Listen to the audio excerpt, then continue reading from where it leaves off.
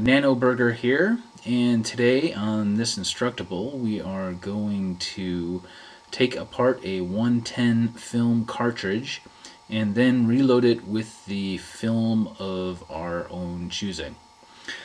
For those of you who are unfamiliar with the 110 world, 110 film kind of looks like this. It comes in a package and you open it up to reveal a familiar looking thing. If you've lived through the 70s, you probably have seen these. They're a cartridge that you put in a 110 camera. Before we go into taking this baby apart, let's review a little bit of the morphology of the cartridge. When you look at it, most biggest thing you see here are these two bulbous areas. You have a smaller one here and a little bit larger one here. The small one is called the film supply chamber.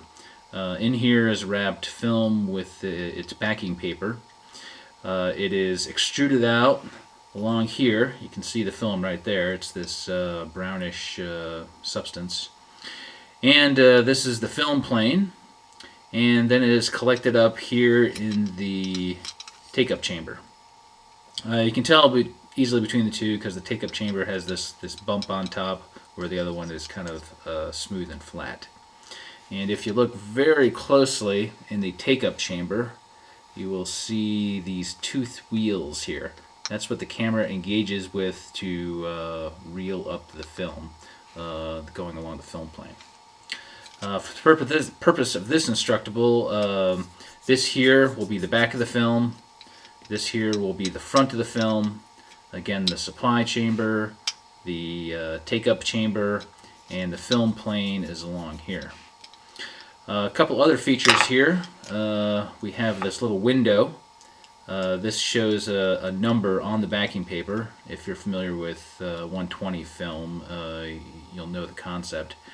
And the number of the exposure will pop up in Another feature we have on here, which is on the supply side, is this tab that runs the length of the cartridge here.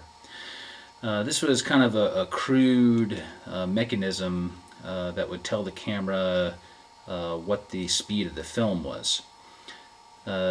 Since this tab goes almost all the way across, this means it is low speed film. It's 200 ASA, so I guess they considered that low speed. But if you had high-speed film, you'd see about half that tab. If you intend to load high-speed film in it, you can cut off half that tab with a pair of very big toenail clippers, and it'll work fine. So that is what the cartridge looks like. And of course you need the cartridge to reload. This one is brand new, so it's full of film. And what I've done here is I shot a roll of 110 film in my Pentex Auto 110 camera. And since I want to take the film out without destroying the images that I've taken, after I've taken the 24th image, I've advanced the film just until I could see the first X on the backing paper. As you can see right here through the little window, it has the X. And this is pretty much standard on all brands of film. And if you do it just to that X, you can safely open up the camera. And if you are... Yes, here we go. If you're lucky, here's the very end of the film. As you can see, the film has a weird kind of oblong perforation there. But if you can see in the back, a little tough on this camera, but you can see the backing paper right there. It's that shiny black stuff. So to get the film out of the cartridge here, first thing we do is we take something like this pick or a toothpick or something, and you kind of feel up underneath and try to pull from the supply chamber. And once you get it going, you can do it with your fingers and kind of pull out the rest of the backing paper. Okay, so you can see that's the backing paper. Okay, now to get the film out, one of the important things here is to grab the film and the backing paper at the same time, and then simply pull the film and the backing paper out at the same time.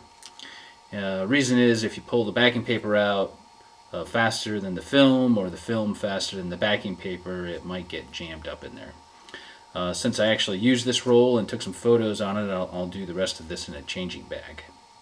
So, once you have the film out of there and you've developed it or done whatever you're going to do with it, you'll end up with something like this, which is just backing paper's out of there, film's out of there, and it's just the cartridge itself. The cartridge is divided up into a couple of pieces, and I'll of course explain all that, but this is kind of the end product that you'll end up with. You'll have a film cartridge that can easily come apart, and as you can see here, it's made up of only a few parts. This one has the two chambers in it, and this one is basically a cover for the whole thing. And on here we have the backing paper along with the central reel.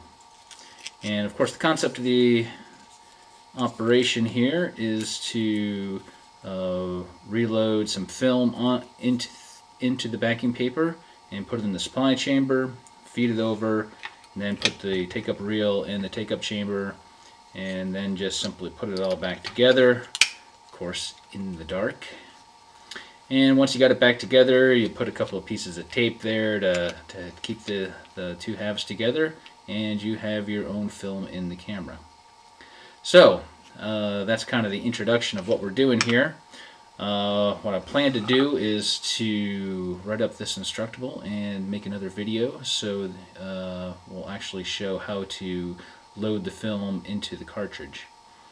And we will do this in the light, so you'll have no problem doing it in the dark, and you might want to practice a few times. Anyway, enjoy your 110 film camera.